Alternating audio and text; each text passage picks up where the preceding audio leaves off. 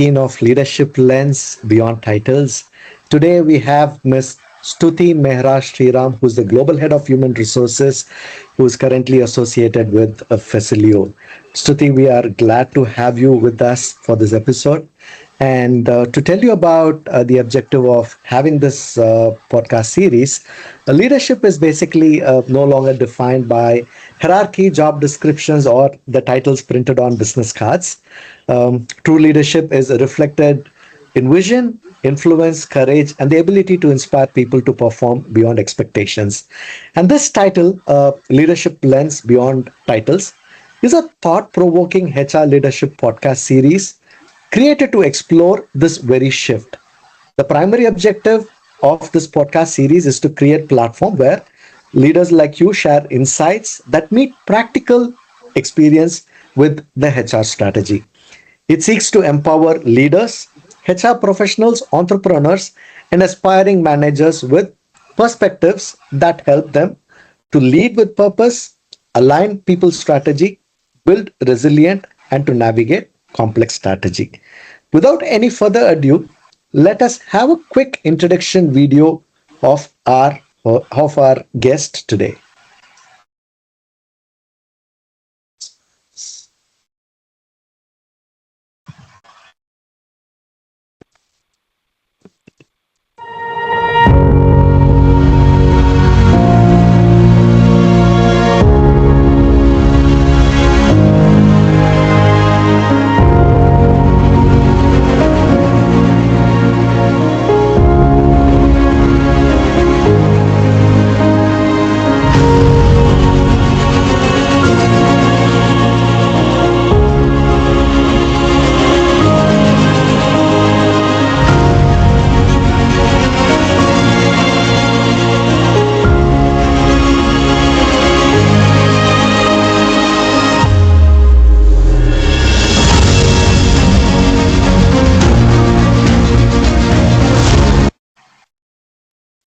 Hey, so welcome Stuti to our show today. Thank you. How are Thank you. you? I am doing good. Thank you so much for inviting me over. I think this is when you invited me over, I was really, I became instantly excited. And yeah, looking forward to our conversations. I saw a few episodes. I found the episodes very interactive, and it is just my kind of thing. So I'm really, really looking forward to today's discussion. Thank you for having me over, Arun. Wonderful. We are glad to have you with us today. And getting into the topic where everyone speaks about transformation, but what exactly is organization design and why is it becoming a boardroom priority in the current market scenario? I would say org design is the deliberate architecture of how decisions are made, who's accountable for what, and how the work actually flows. It can be through structures, rules, governance, and incentives, which are designed together. I think it's a boardroom priority right now because growth used to forgive bad structure. Unfortunately, the kind of times that we live in, it doesn't anymore. Capital is Mhm. very, very expensive. Headcount is being scrutinized across the globe. And now the boards want to know an organization can scale without scaling the cost or chaos also in a linear way. Right. Again, talk about the boardroom and the kind of role that HR is currently adding value in the boardroom scenario. What do you think about the organization design on the whole? Would it be more of a HR responsibility, or should it be shared, or should it be owned by one particular function or the management team? What are your thoughts about it? So I'll be honest. I think business leaders own the outcome. HR as a function, we own the discipline. So the CEO and the function heads have to make that call on structure because they own the P&L impact. But HR brings the framework together, the data, and the courage to say that the structure won't hold before it breaks, right? So if HR isn't in that conversation, it is no longer a design problem. It's a repair problem 6 months later with and then it goes on to banded over banded, pacing to banded over banded all over again. So I think that's what it is. I would also like to add, Arun, that HR in today's times, when I say today's times, I'm not talking about AI times. I am talking about at least the trend has been there for the last a decade now. HR is no longer a support function. It is no longer, a cost center. HR as a function has to sit in between the organization like a heart pumping blood and oxygen across all functions, right? We are at the center of decision making capability. We are there where the decisions are made, or where frameworks are discussed, where P&L is discussed. As business, we as HR leaders have also evolved as business leaders with a sharpened business acumen. And I think that has completely changed the traditional HR that we knew of, in the 2000s or a little after that as well. Well, I cannot disagree with your points because what I'm trying to understand, or what I understood, is that you're saying that a, a preventive action is always better than a corrective action. Mhm. Instead of going ahead and adding bandage or trying to repair the current scenario, it is always better to have a clear plan, come up with a good structure, Yeah. and HR definitely owns it along with the other departments. And also talking about the transformation that HR has gone through. Yeah, we were a personal function years ago, and then we moved into HR. Now people function. Now we are one of the strategic business partners that helps businesses grow and ensure the objectives are also equally shared with the HR's objectives. And talking about HR's involvement here, what do you personally feel are the biggest misconceptions organizations have about the organization design? That's an interesting one. I think this is one of my favorite questions. I would say from my experience that there will be three misconceptions that I can directly quote. One is that organizational design is an org chart exercise. The second misconception I would say is that it's a one-time event. And third one, I would say that is that that flatter automatically means faster. Like the Mm, flatter the organization means the faster decisions get made. Because none of this is true. The org chart is the output. It cannot be the design. Good design is a living system that you revisit every 12 to 18 months, depending on your business trajectory, your people needs, your business strategy, etc. And flat structures without stronger manager capability is just decision, it just pushes decisions up anyway, informally. right. So, yeah. Perfect.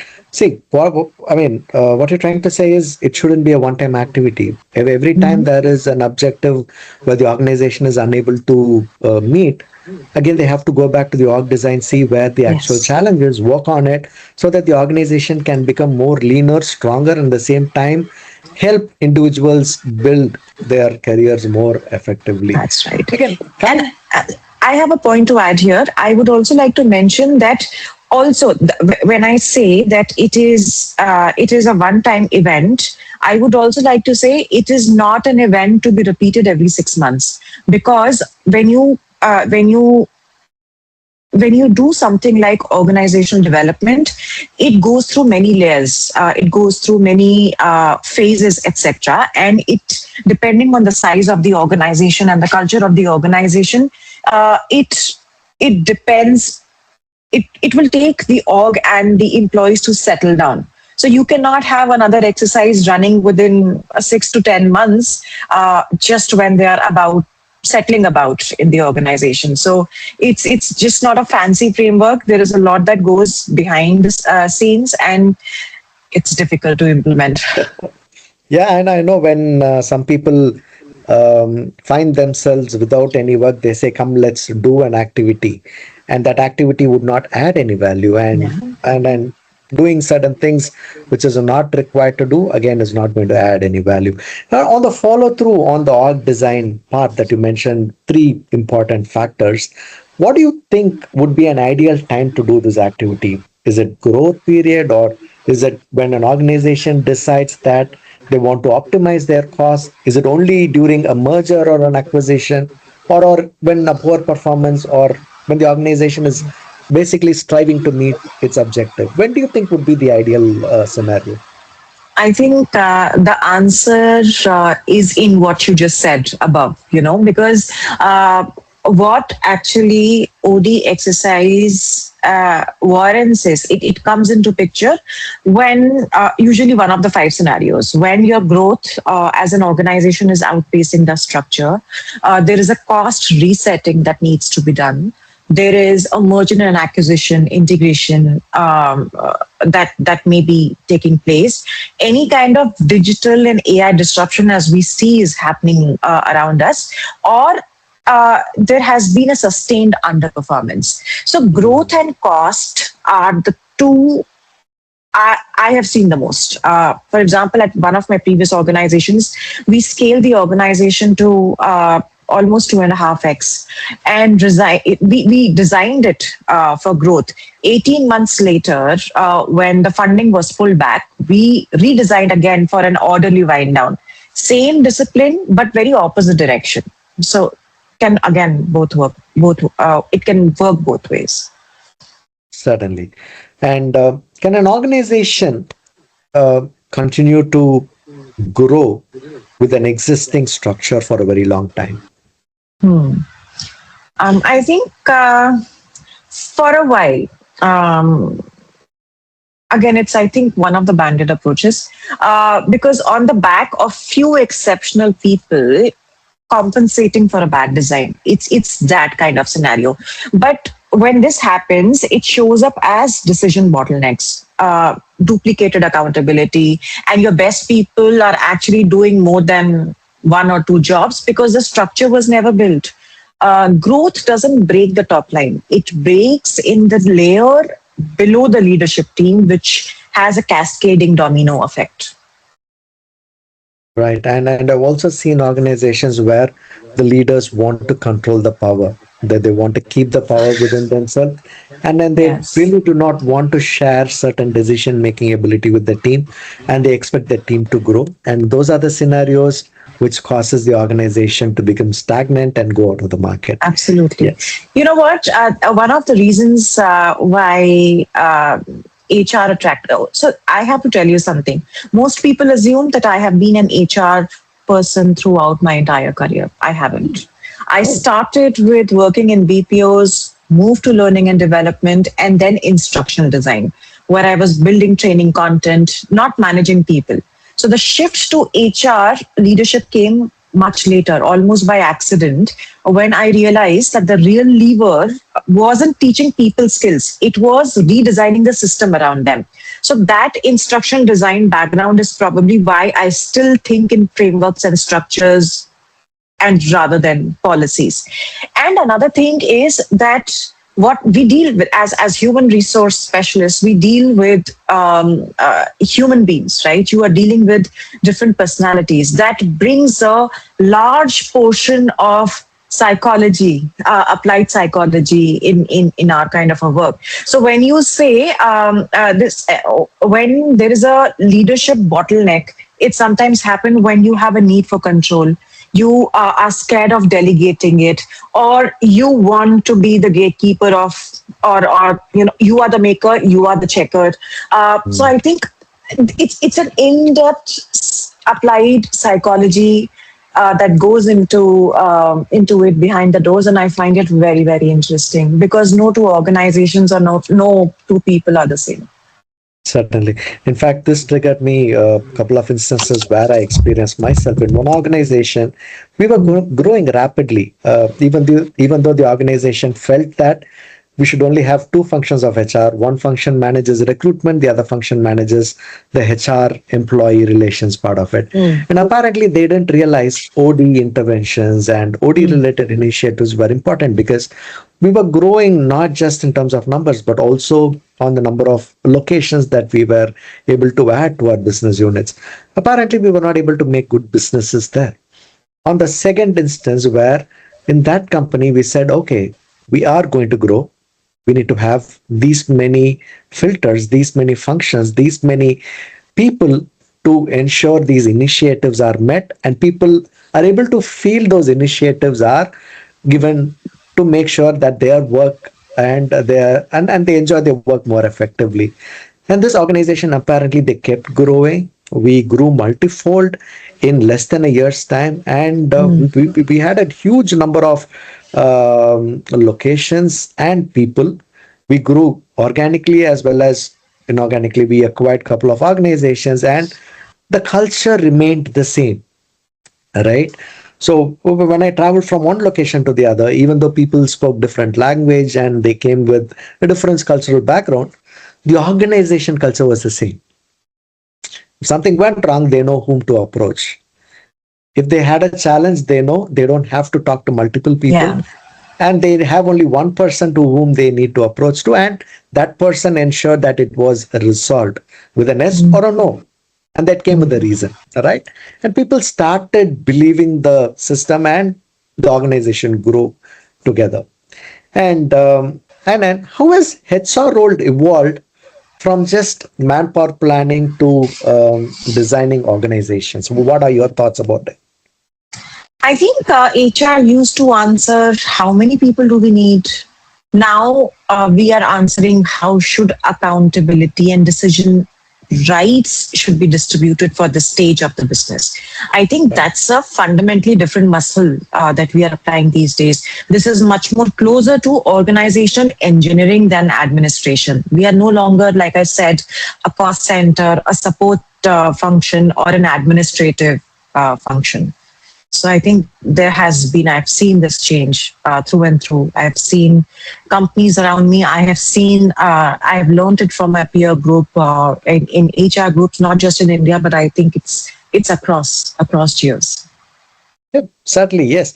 We moved away from saying how many numbers you need to why do you need so many numbers? You have these skill sets in this team, you have people in bench. So why don't we cross utilize them? All Yeah. right. So when these questions come, it is not just the power of HR, it is the organization's power that transforms into success. And Yes, the business acumen part that I was talking about, right? If you are not in sync with the business, you cannot do this. You cannot ask for a business justification for a hire, right? Then yes, you become just an executor. You're not a strategic certainly. business partner. Yes. And do you strongly believe that HR should challenge business leaders when the proposed structure may not support the current and future growth? I'll go on the record to say yes, and that's our job. I've had to push back on leadership teams who were publicly contradicting each other on structure. The cost of not challenging it is a neutrality, It's that the organization absorbs the confusion and you see it. Silence is not safe. It is just delayed. It is just waiting to blow up in your face few months down the line. It will happen. Yes. It will happen. There is no way it will not happen. Yep. It's not about let's wait and watch. All right. Yeah. So those Yeah. things have changed. Okay. And what do you think are the essential principles every organization design activity should follow? I think what I was talking about earlier, right? When a design for the next 12 to 18 months of the business, not the org that you have today. So accountability should sit with authority, never separate them. And I think the sequence, the change before you need to sequence it before you go ahead and change and communicate it. Designing part is easy. It's just 20% of it. Driving change management, adoption, implementing adoption is the hardest 80% part because again, it needs to change from top to bottom. So yeah. Well, yes, I agree completely with you. And how important is role clarity? You just mentioned, right? Announcing it, Mm, communicating it to people. And mm. what do you think would role clarity mean when compared to hierarchy? I think role clarity wins every time. I've seen flat structures with zero role clarity collapse into chaos, and very tall structures with crisp accountability move fast. Hierarchy is not the tool. Clarity is the requirement, and it's high time organizations uh, understand, acknowledge it, and accept it. It cannot be. It's very easy to generate a job description in the age of AI, put it out there, hire, and then the person is lost from day one. What is the 30, 60, 90-day plan for the Mm. person? What does this role entail? What is expected? You need to align with your manager, expect their expectation out of you and your expectation also from the manager. What your what your goal is, where is that you want to be, how does your progression look like, a Mm. year and a half down the lane. So I think it's all role clarity.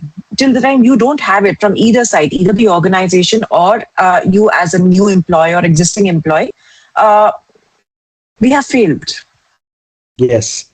See, again, talking about role clarity, it is not just the job descriptions that you mentioned. Yes, it is very true. It is also about to what level I can go beyond my job description, take care of certain things, and where do I exactly draw a line and do not cross it. Right. So that is the clarity that every employee should have.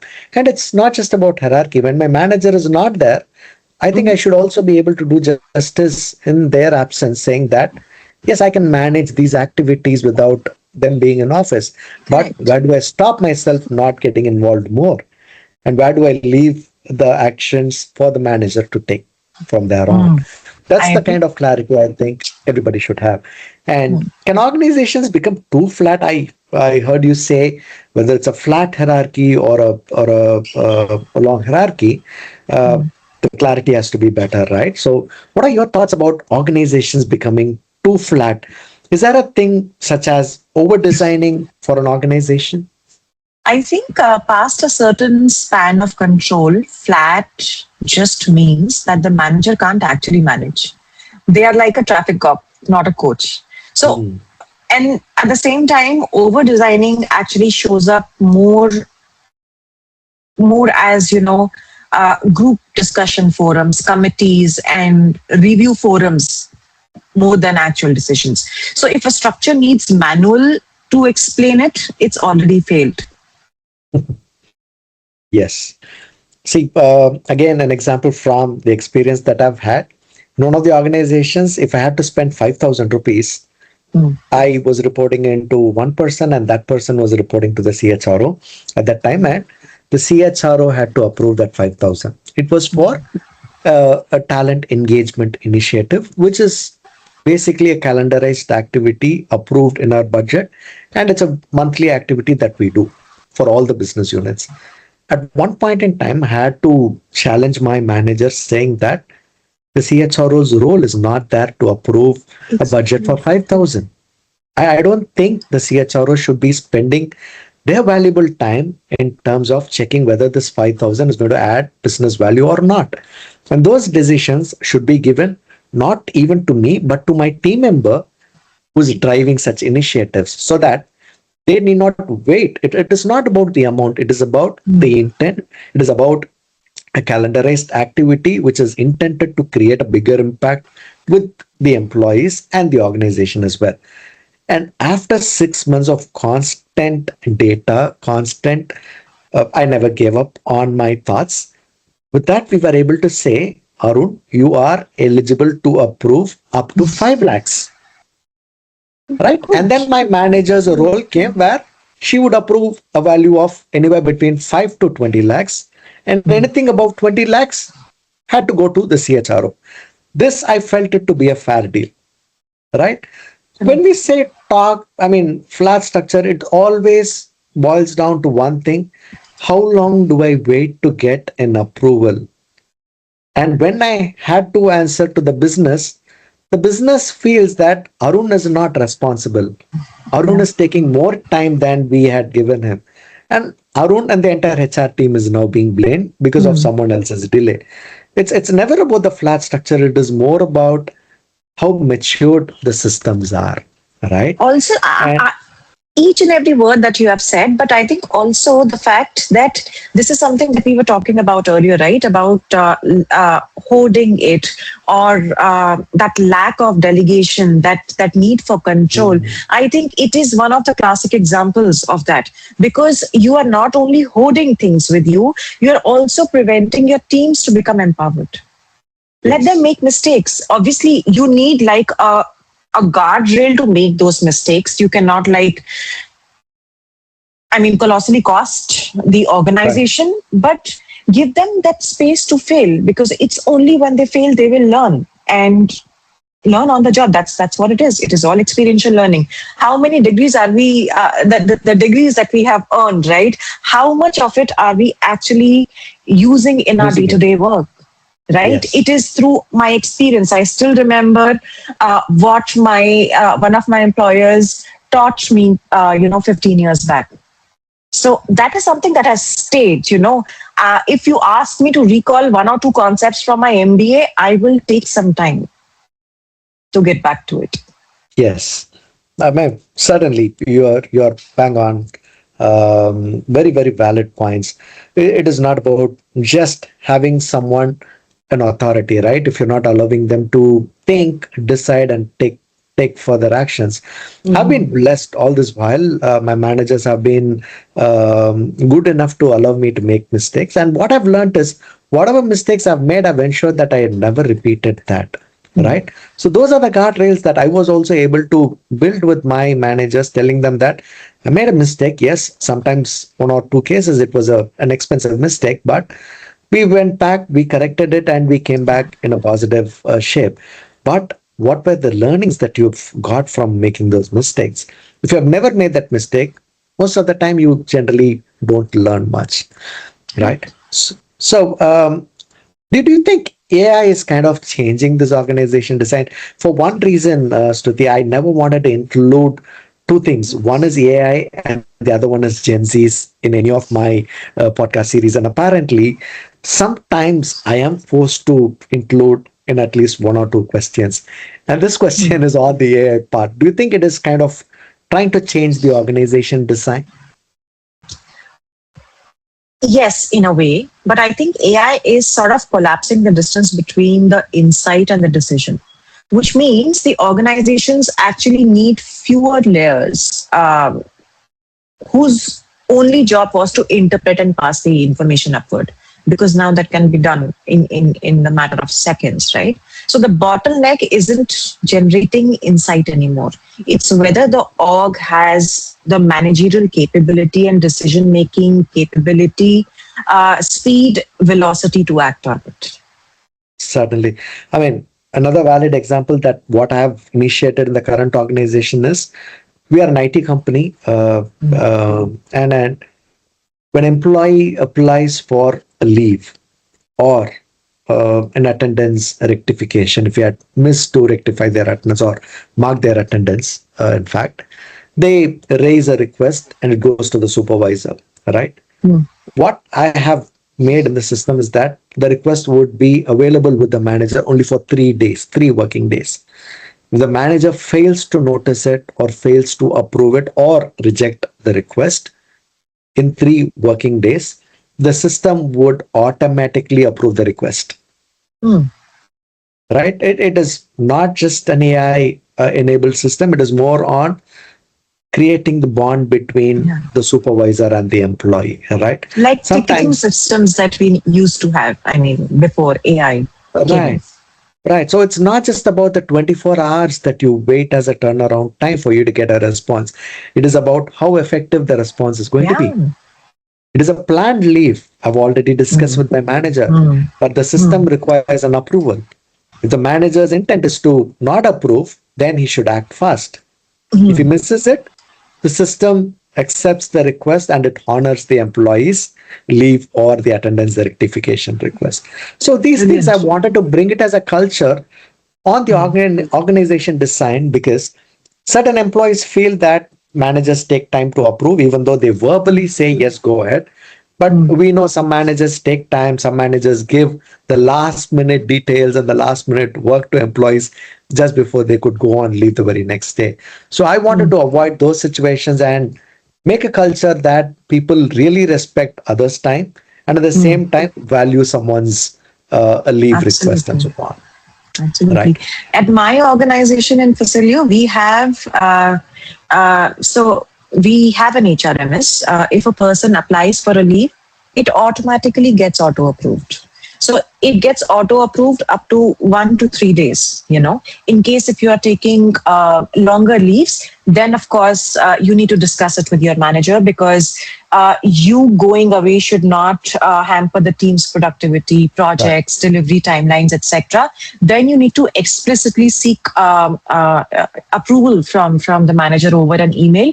But so, for example, May, I underwent a surgery. I had told my manager that I'm going to be away for this many weeks, etc., because I was supposed to be on bed rest.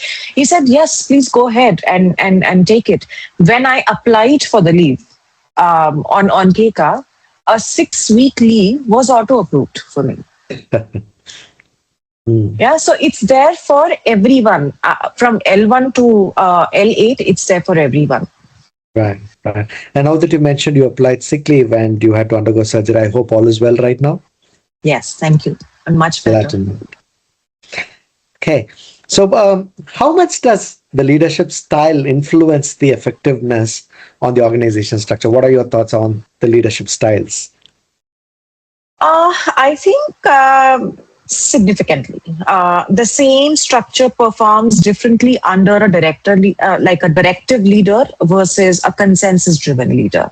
But style should be the design input. If your structure only works because of one leader's personality, it's not a structure. It is again a dependency. Hmm. Yes, well said.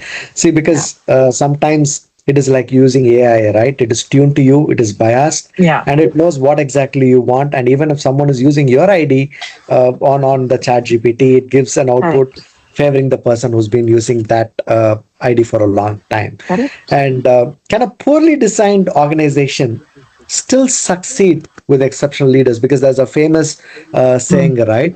A herd of dogs can be led by lion, but when a herd of lions are led by a dog, the lions do not behave like lions. So, what are your thoughts about it?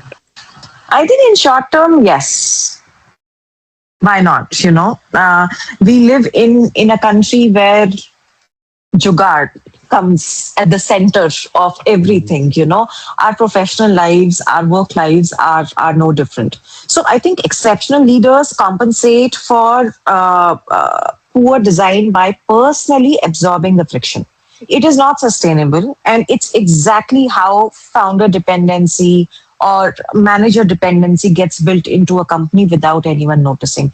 By the time you realize it, you have already made it part of your culture. Right. And that's a bigger problem to solve. Yes, and these leaders, I know few of them personally, and they enjoy taking additional responsibilities. I don't know what makes them exceptional, the knowledge or the additional Yeah. responsibilities, yes, but they micromanage to a very larger extent. And sometimes it becomes a challenge for the team because of their exceptional skills.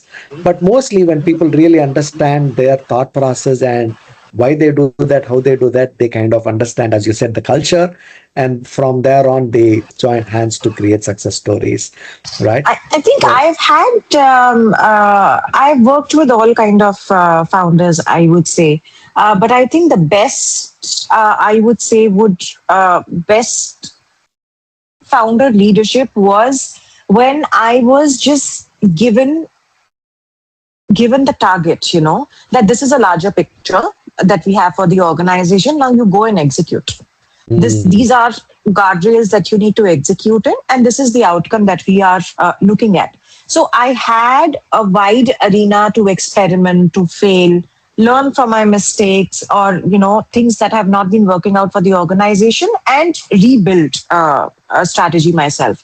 And I think that's the way to go, especially for smaller organizations. You need faster decision making. faster does not mean wrong and very abrupt decision making. You need to apply your business acumen. You need to look at the financials. You need to look at where the business is headed. All of that stays the same, but you cannot be like a government babu holding one request on your table. Yes. Okay. So during the redesigning, right? So the one challenge that I've always seen is employees' trust and engagement are not kept in mind. Right? The intent is always come, this is what we wanted to do as part of our OD initiative. Let's do it. And the employees' trust is not kept in mind primarily. What do you think about such cases? I think structure is culture's enforcement mechanism. You can write any value statements, plaster it all across your office you want. If the structure rewards politics over collaboration, that is the culture you will get. Right. And I think, and this is where the employee experience also generates from, because people who have been in the organization for years versus somebody joining your organization new. The person joining, a person who is new does not know the culture, they are going to look at each other, absorb what is being said, what is not being said, how are the water cooler conversations happening, etc. I always tell people that culture is not something tangible, right? It is about the way you interact with people, in meetings, in one-on-one conversations. How do you respond to a support staff? How do you treat people with integrity or the lack of it, humanity and the lack of it? I think all that defines the culture of the organization. Otherwise, these are just 4 or 5 values plastered on the walls of the organization. Yes. There was one case which I remember right now. We transformed from the book attendance where the employee signs on a daily basis to a biometric attendance way back in early 2000. And in that scenario, we communicated, we told all employees, but it wasn't a big success, or our employees didn't use the biometric system for about 6 months' time. We went back, we tried to understand why employees didn't mark their biometric attendance, and we evidently found that their supervisors and their managers, they didn't mark their attendance. They were like, it's okay, you can rectify, you can regularize it later, I will take care of it, I will talk to the HR. Those comments started coming, and one Yes. particular month we started marking LOP left, right, top, bottom, and managers came running to HR saying employee was there. And we said we didn't know that employee was there because they didn't mark their attendance. We took it up to the CEO, and finally we said it's not just about spending more money, it's about trying to make people's life easier, right? One of the OD initiative is to ensure your activities, your administrative work and other things becomes much easier, and employees feel comfortable coming to office. And after the 6 month talking about all these things, understanding their pain points, we were able to make 90 to 95% impact, and it came up to 99%. Still, we had that 1% of employees who didn't mark their attendance. We used to strongly believe in regularizations once a month or a couple of times in a week. Yes.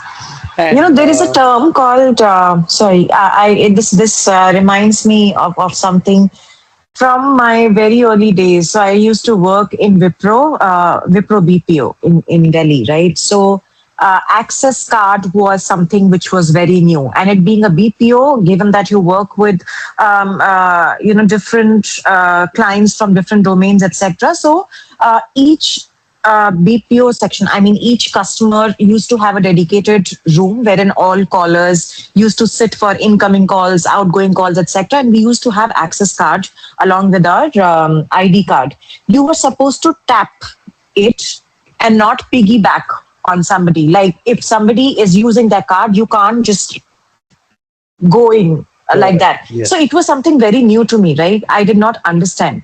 I only realized when I received less salary because Because I was piggybacking. I didn't know any better that at that time, and I think nothing has changed from then. They were piggybacking then; they are piggybacking now. So yeah, I just wanted to. It just reminded me of my Wipro days. See, certainly, again, thanks for sharing this particular incident, right? So we had a similar instance, and what we really understood was, even though you do town halls, communicate to employees, you still have few employees who do not listen completely. So what we did the next time was, whenever we had a new initiative coming up, we used to send emails, we used to send messages to employees to their official email ID, and they need to read, acknowledge, and then sign, so that people really understood the importance of the change that we were trying to bring or the new initiative and how it is going to impact their work, right? And those things created a better impact for us over a long time. And at what Correct. stage should organizations formally redesign their structures? I think it depends on the organization, what Mm, stage it is at. So, whenever you cross like a threshold where the founder or leadership team can no longer hold the full picture in their head, usually somewhere between, like, let's say, 50 to 150 people, 200 people, depending on the complexity and not head count alone. So, right. count is just one measure of looking at it. The larger picture will always be where the business is headed. Right. So, and again, we also spoke about certain scenarios earlier, right? It could be based on growth, if there is a cost optimization, if there is a Yes. merger, if there's a digital transformation, and also if the organization is unable to meet its primary objectives. Those Yeah. could also be some of the scenarios where we could also redesign. And now, in the recent few years, there are a lot of startups that are coming up, and they often also scale rapidly, right? So, what do you think are some of the organization design mistakes that they do, or in a growing company does on a common note? I think when scaling the organization, you need to ensure that the decision rights have to be decentralized formally, right? You can no longer be the holder, you can no longer be the person who holds the decision making, etc. Management capability has to scale faster than your headcount.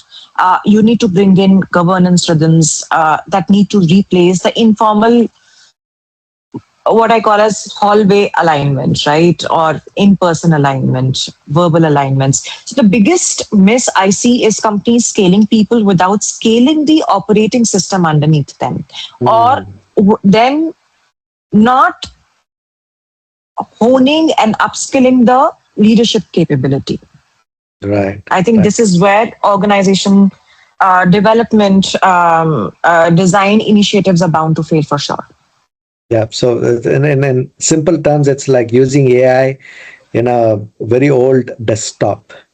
Yeah, correct. That's a very nice analogy. I'm going to use it. Okay. So, as companies grow from hundred to thousands of employees, right? So, what should change besides the headcount and the layers that we've been speaking about? I think same. What I was talking about, right? I think what we talked about in our previous question. But I think there is one thing that I have observed is hiring senior titles without redesigning the decision rights. So you end up with five VPs, and the same three people are still making every call. Uh, Waiting too long to formalize structure because we are still small. By the time it is painful, you are redesigning under pressure instead of choice. So, why not mm, take an informed decision early on? Because when you go ahead and hire a subject matter expert from outside, that means your organization currently clearly does not have that kind of capability. That is the reason why you are bringing in subject matter expert. So use them to the best of their capability, right? There can right. always be disagreements, there can always be arguments. There must be that, otherwise it's just one man's land there. But you need to arrive at a decision, at an informed decision, and listen to the subject matter expert to what they have to say. and take an informed decision is all I can say. Right. Again, to share one of the experiences that I've had, this particular organization had three business entities, right? Hmm. And all three business entities were interlinked. And Hmm. one business entity, if it had a major problem, the other two business entities' heads would not even bother to pitch in.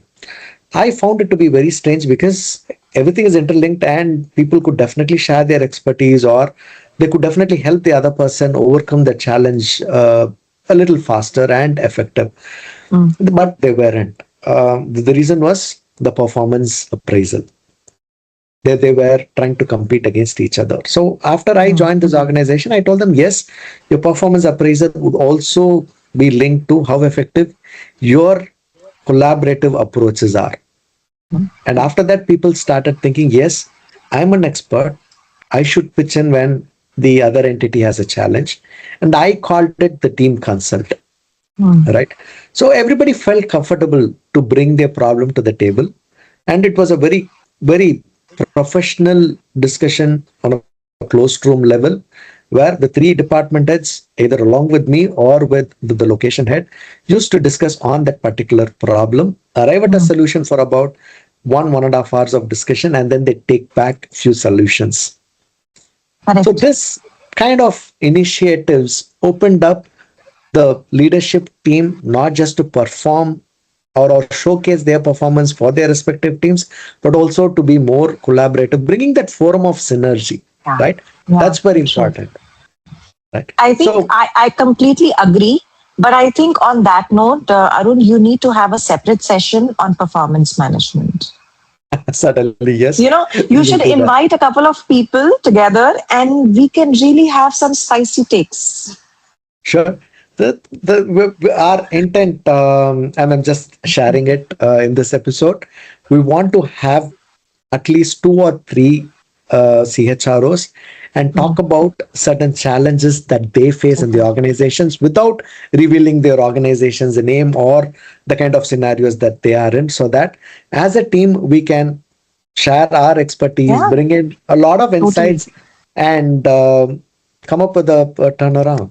Yes, and Performance management touches a very delicate nerve. So I think for most of us HRs, so I think it would be a very interesting discussion to have a roundtable.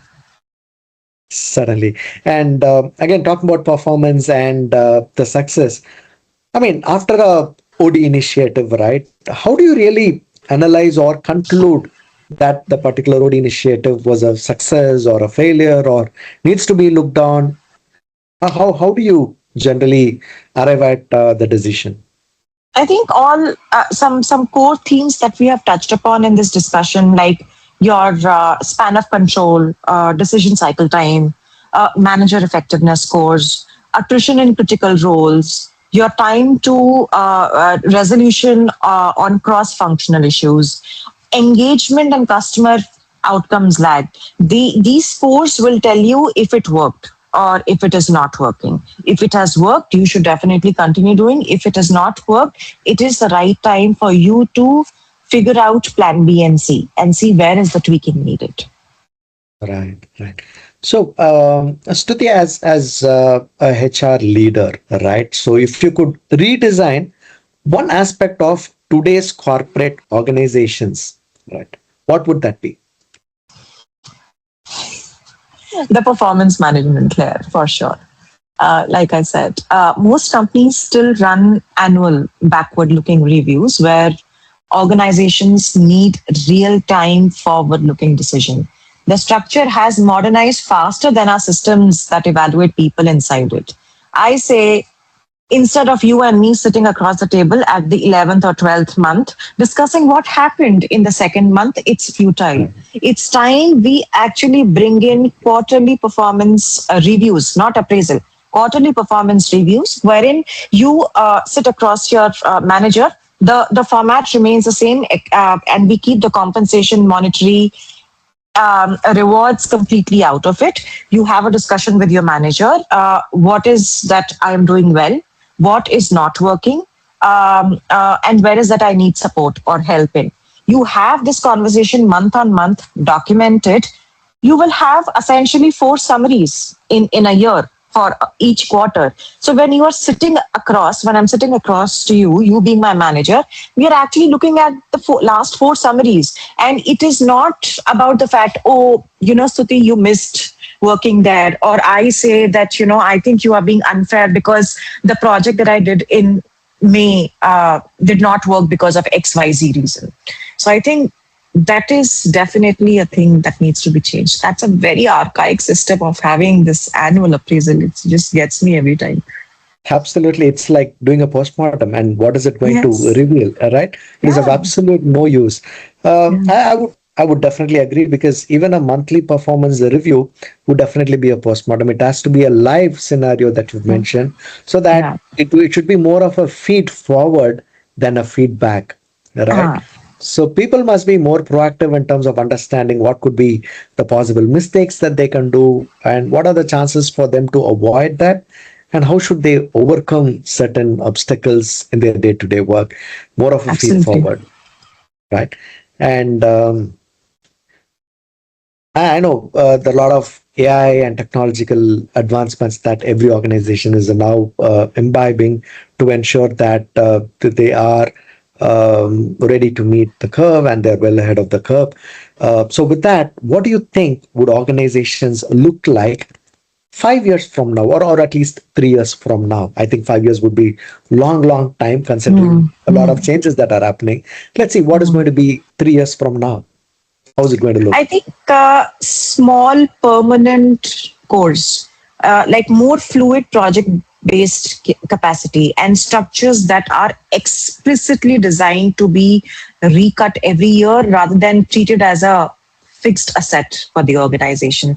The org chart or the org chart has to become like a snapshot. It is not a constitution Mm, written and signed that cannot be changed, right? So we need to bring in overall, we need to bring in fluidity, which I am actually seeing now happening across gig economy in the times of AI. It's a sight to behold. Looking at what's happening. You read these interviews, you listen to these podcasts from world class founders, etc., talking about it. I think fluidity is the way to go. You can't have playbooks and have people just abide by the playbooks. yes. So, yeah, you spoke about the gig workers, right? So, how do you think the organizations are going to be again on the same lines? Is going to be more on recruiting people with educational background, experience, or it is going to be more on the skill and the kind of flexibility that they're going to showcase in their interview assessments? I think the rigid form of it will. What replaces the people and the roles to kind of become obsolete is closer to the live capability, meaning Mm, who can do what and who is accountable for what, updated continuously rather than redrawn once in a year or at your town hall, right? So when we are more moving toward project based organizations around us. So, for a meaningful slice of work, if it needs specific skills and knowledge and skills and competencies work that doesn't that needs permanent ownership by all means. But the core functions like finance, compliance, customer relationships, etc., it will continue to require stable accountability. So I think it's mm, a blend and not like a wholesale kind of a shift. right. And in simple terms, are you saying that the traditional organizations charts eventually will become obsolete over a period of time?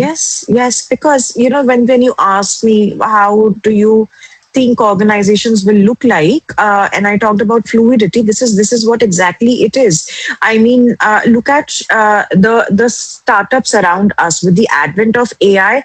They are already going ahead and replacing L1 and L2, right? Your associates and your senior associates are ceasing to exist. You are Exist. able to save time. They call it operational efficiency.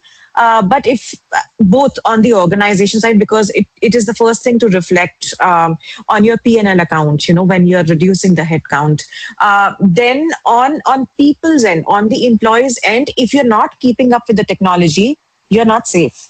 You need to constantly upgrade, and technology is changing, at a speed that we cannot fathom anymore. So I think it's on both the sides. So fluidity is I think, in my opinion, in my personal opinion, fluidity is the way to go across. Wonderful.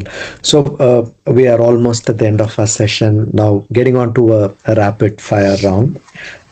In one word, how would you define a great organization design? Clarity. Wonderful. Would it be centralized or decentralized? Decentralized, but with centralized guardrails. Okay. Hierarchy or agility? Agility. Okay. Stability or flexibility? Rooting for flexibility always. Okay. I thought you would say stability, which is more flexible. I see it as flexibility. Yeah. Okay. So would it be roles or skills? Skills, eventually roles, as of what's going on today. Right. And again, AI coming in, whether it is AI or human or AI plus human or human plus AI, that's still a question. So yes, it is role plus the skill. Structure or culture, which comes first? I think structure. Okay. So it's like whether it's the egg or the hen. So it's like that situation. Okay. Yeah, AI, is it an opportunity or disruption? both. But Okay. the order matters. Opportunity and then disruption. Right. Right. So one book that every HR leader should read on organization design, what would you recommend? I think honestly, less a book and more like less a book than a habit, I would say. I read Mhm. Galbraith Starr's model very early on, and it kind of shaped how I think. But at this point, I learn more from watching how real organizations are breaking and rebuilding than from the frameworks on a page. If I had to point to one, I think it would be Galbraith's designing organizations for the underlying logic. Wonderful. I would definitely take this book and read it through. And one capability HR professionals must develop immediately.